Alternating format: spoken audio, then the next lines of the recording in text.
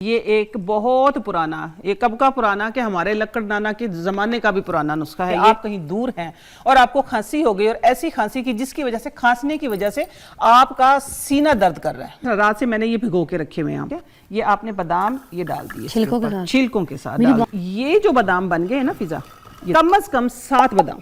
ये आंख झपकते इलाज है। अच्छा, अगला इलाज ये लिखें, उस नमक वाले में ही डाला है आपने? नमक वाले में। जब हमारे पास बादाम नहीं होते, ये 2 चुटकी जो नमक है वो तवे पे डाल दिया। जब वो सही गर्म हो गया तो उसके अंदर हमने पानी डाल दिया। उसको कहते हैं तवे का पानी, नमक का पानी नहीं कहते, उसको कहते हैं तवे का पानी। इमरजेंसी खांसी का इलाज। अच्छा। इसमें क्या लगा आपका? सिर्फ 2 चुटकी नमक।